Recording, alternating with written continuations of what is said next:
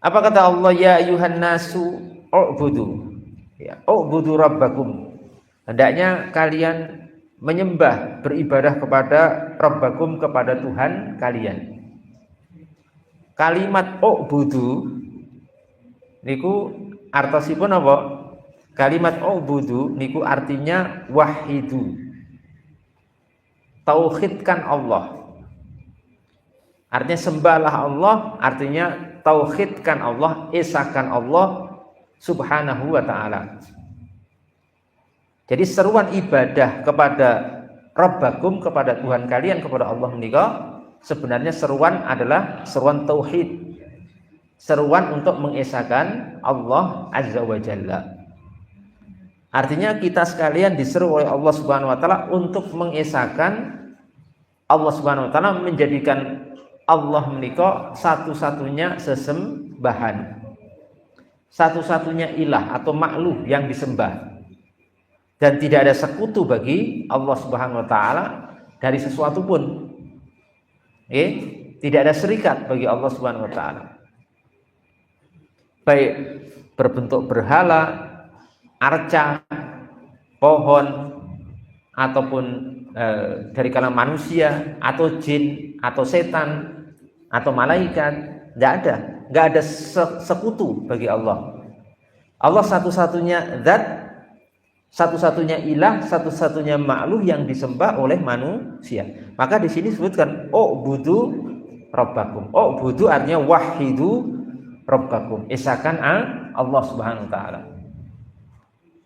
Dan ini napa? Seruan ini merupakan seruan seluruh para rasul yang Allah utus ke muka bumi.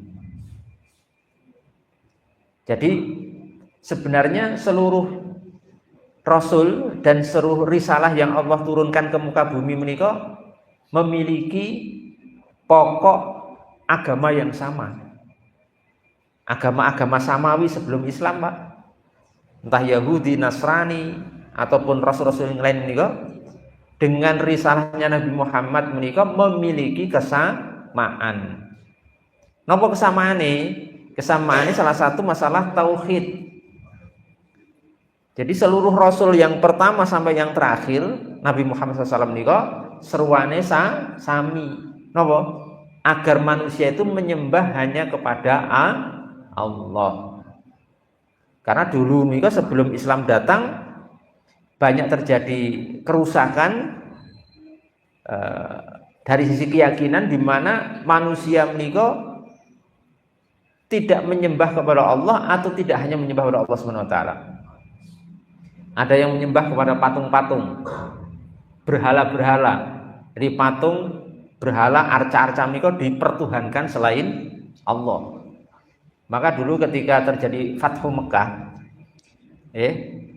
terbukanya kota Mekah dan dikuasai oleh Rasulullah SAW dan para sahabat itu, di area Ka'bah itu terdapat sampai 360 patung yang disembah oleh orang-orang musyrikin waktu itu. 360 patung, Pak. Dan itu dijadikan Tuhan. Makanya setelah Islam datang itu dimusnahkan semua. Karena itu bukan Tuhan. Patung-patung, arca-arca itu bukan Tuhan.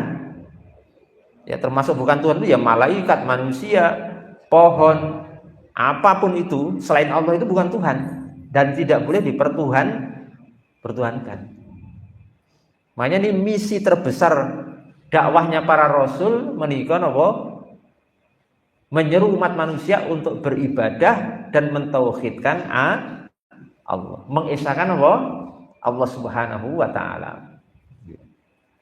Semuanya sama, dari yang awal sampai yang akhir. U'budu rabbakum, hendaklah kalian beribadah, artinya mentauhidkan Tuhan kalian. Rabbakum di sini dengan kalimat rabbakum. Rabb niku asal maknanya ada mencipta, memelihara, memberi rezeki, menghidupkan, mematikan, dan yang semakna dengan sifat-sifat rububiyah. Di sini disebutkan u'budu, ilahakum. Padahal ilah itu sesembahan, tapi disebut dengan kalimat apa? Oh, budu rabbakum. Artinya napa niki ada isyarat bahwa makna rabbakum niku tidak bisa lepas dari makna ilahakum. Jadi ilah sesembahan kalih Rabb Tuhan. Rabb niku nek diterjemahke Indonesia napa? Tuhan. Jadi makna sesembahan kalih Rabb nek basa laine uluhiyah kalih rububiyah Allah niku tidak bisa dilepaskan. Itu satu kesatuan yang paten yang utuh. Ini tidak bisa berdiri sendiri, ini tidak bisa berdiri tapi harus bersama-sama. Maksudnya ya, seorang yang menyembah Allah harus mengakui Allah sebagai pencipta supaya sah tauhidnya. Seorang yang mengakui Allah sebagai pencipta otomatis mengakui Allah sebagai sesembahan. Paham betul nih? Paham ya? Karena nanti akan dijelaskan oleh beliau syaratnya dari Tuhan itu nopo. Nanti dijelaskan oleh beliau mriki.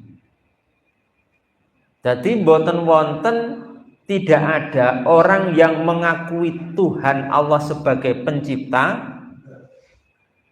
tetapi tidak menjadikan Allah sebagai sesembahan.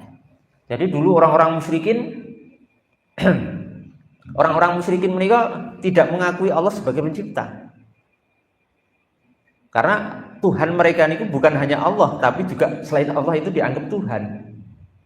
Punya kendali seperti kendalinya Tuhan.